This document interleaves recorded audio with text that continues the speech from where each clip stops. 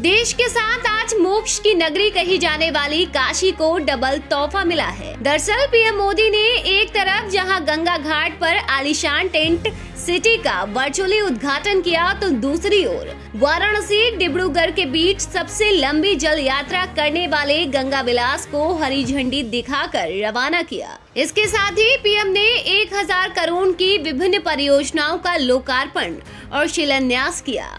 आपको बता दें कि क्रूज 3200 किलोमीटर की दूरी तय करता हुआ बांग्लादेश से होता हुआ डिब्रूगढ़ तक जाएगा, जिसमें 31 स्विस यात्री भी सवार हैं। इस अवसर पर केंद्रीय मंत्री एस सोनोवाल और यूपी के सीएम योगी आदित्यनाथ मौजूद रहे। गौरतलब है कि वाराणसी स्थित रविदास घाट पर कार्यक्रम का आयोजन किया गया था। इस मौके पर सीएम योगी ने कहा कि आज का दिन हम सबके लिए अत्यंत महत्वपूर्ण है। बीते 8 साल में बदलते भारत को पूरी दुनिया ने देखा है और काशी के लिए जो आज से संभावनाओं की एक नई यात्रा का शुभारंभ हुआ है। जल मार्ग से पूर्वी बंदरगाह से जुड़ने से कृषि और एमएसएमई उत्पादों को वैश्विक बाजार मिलेगा। पीएम मोदी के नेतृत्व में यूपी लगातार विकास की नई इबारत लिख रहा है। देश के यशस्वी प्रधानमंत्री और वाराणसी के लोकप्रिय सांसद आदरणीय श्री नरेंद्र मोदी जी के कर कमलों से गंगा विलास क्रूज सेवा का शुभारंभ हो रहा है। गंगा विलास क्रूज सेवा के संचालन से स्थानीय समुदायों पर सकारात्मक प्रभाव पड़ेगा। यह पहल पर्यटन एवं सांस्कृतिक गतिविधियों को प्रोत्साहित करने के साथ साथ रोजगार के नए अवसर सृजित करेगी, स्थानीय उत्पादों एवं हस्तशिल्पों को बढ़ावा देगी।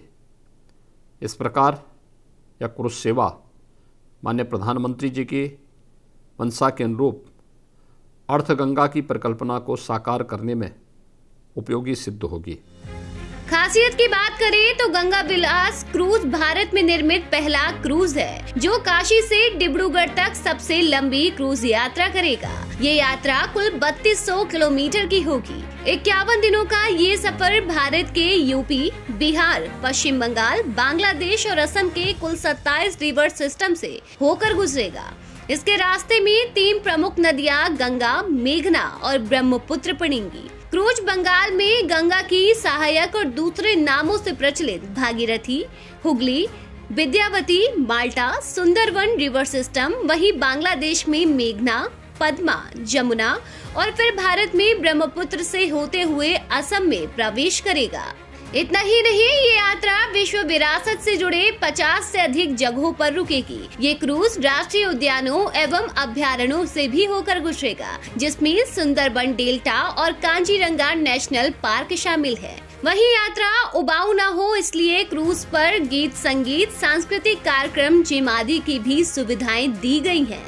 जानकारी के मुताबिक जहाज पर एक भव्य रेस्टोरेंट, स्पा और सन डेक भी होगा। मेन डेक 40 सीटों वाले रेस्टोरेंट में कॉन्टिनेंटल और भारतीय व्यंजनों के साथ कुछ बुफे काउंटर होंगे। ऊपरी डेक के बाहरी सेटिंग में रियल टीक स्टीमर, कुर्सियों और कॉफी टेबल के साथ एक बार को शामिल किया गया है, जो यात्रियों को पूरी तरह से लग्जूरियस अनुभव देगा। इसके साथ ही जहाज पर 18 सुंदर ढंग से सजाए गए स्वीट हैं। इनका निर्माण एक विशिष्ट शैली और एक भविष्यवादी दृष्टिकोण के साथ किया गया है, जो 1960 के बाद के भारत की झलक पेश करता है।